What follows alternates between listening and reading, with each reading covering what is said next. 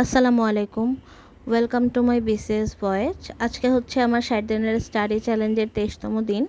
তো আজকে হচ্ছে শুক্রবার, কেননা অন্যান্য সময় আমি এখন এত পড়ালেখা করতে পারতেছি না, যা পড়ার আমার উইকেন্ডেই পড়তে হচ্ছে, শুক্রবার শনিবার। তো এই তো আজকে ঘুম থেকে যদিও তাড়াতাড়ি ওঠার কথা ছিল, কিন্তু গত রাতে আমি ঘুমাইছি দেরিতে, এর জন্য উঠছি প্রায় 9টা বাজে না 8টা বাজে।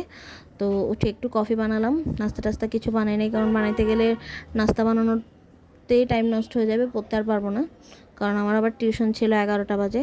তো আমি ঘুম থেকে উঠে চিন্তা করলাম, এই যে শুক্রবার শনিবার আছে, এই 2 দিনে আমি বাংলা লিটারেচারটা পড়ে শেষ করি। তো কী কী টপিক পড়বো সব কিছু লিখে নিলাম, প্রাচীন যুগ আধুনিক যুগ সব কিছু।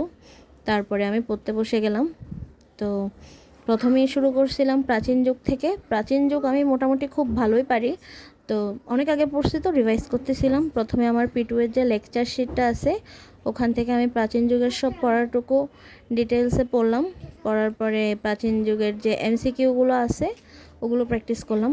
এই দুইটা আইটেম পড়তে পড়তেই প্রায় আমার 1.5 থেকে 2 ঘন্টা লাগছে, কারণ পড়া তো কম না, এমসিকিউ ছিল মোটামুটি।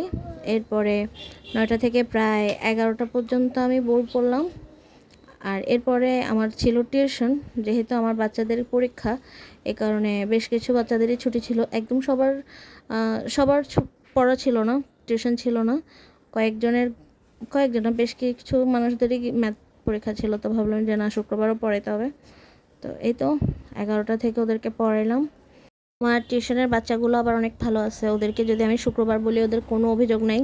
যদি বলি 8টা বাজে আসো 8টায়, 9টা বাজে আসো 9টায়, আমি যদি বলি সকাল 6টা বাজে পড়তে আসো, ওরা আমার উপরে কোনো কথা বলবে না, আসবে, অ্যাবসেন্টও করবে না। যদিও 2-1জন আছে যারা না আসলে আমার কল দিয়ে আনতে হয়, বাসায় যেয়ে বলে না যে টিউশন খোলা। তো এই তো বাকি ছোটরা অনেক ভালো আছে, বড়রাও এত খারাপ না, শুধু পড়ালেখা একটু কম করে। এই যে সব আর্জেন্টিনার সাপোর্টাররা আমার প্রাইভেটে, আমার বাসায় দেখে মনে হবে যে ছোটোখাটো আর্জেন্টিনার ফ্যান ক্লাব চালাচ্ছি আমি, যদি আমি নিজে এরকম কোনো কিছু সাপোর্ট করি না তাও। তো এই তো ওদেরকে পড়ালাম, ওদের পড়ায় ছুটি দিতে প্রায় 11টা থেকে আমি 12টা 45 1টা পর্যন্ত প্রায় পড়ালাম। পড়ানোর পরে আর পড়তে বসতে ইচ্ছা করতেছিল না, ওদের লং টাইম পড়ানোর পরে মাথাটা কেমন একটু ব্যথা করতেছিল। তো ভাবলাম গোসল করে ফেলি। আমি লং টাইম ধরে গোসল করলাম। গোসল করার পরে বিকালে পড়তে বসলাম 5টা কি 6টা বাজে।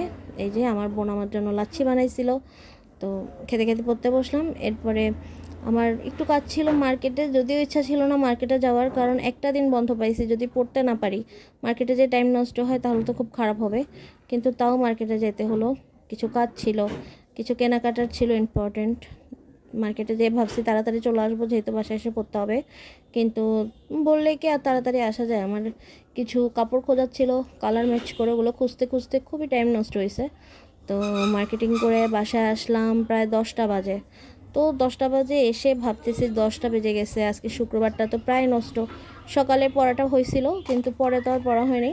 তো ভাবলাম না, কালকে শনিবার আছে, রাত জেগে পড়ি, শনিবার দিন সকালবেলা আবার উঠে পড়তে বসবো। তো আমি 10টা বাজে আবার পড়তে বসলাম।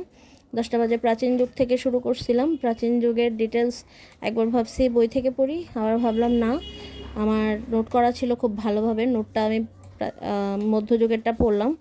এরপরে এই টপিকটার উপরে সব এমসিকিউগুলোও প্র্যাকটিস করলাম। মধ্যযুগটা মোটামুটি বড় আছে, একদম আমি পুরো ডিটেলস একদম ভালো করে পড়ি নাই, বাট ইম্পর্টেন্ট বিষয়গুলো মোটামুটি পড়ছি। তো এই তো মধ্যযুগ শেষ করে আমি চলে গেলাম আধুনিক যুগ পড়তে। আধুনিক যুগও আমি আমার নোট থেকে পড়ছি। আসলে আমার নোটগুলো দেখতে আমার কাছে এত ভালো লাগে, আমি এত সুন্দর করে লিখছি, আর এতগুলো লেখা যে কখন লিখে শেষ করছি আমার নিজেরই মনে নেই, কিন্তু নোটগুলো দেখলে ভালো মনে হয় যে না, আমি তো পড়ছি একটু হইলেও।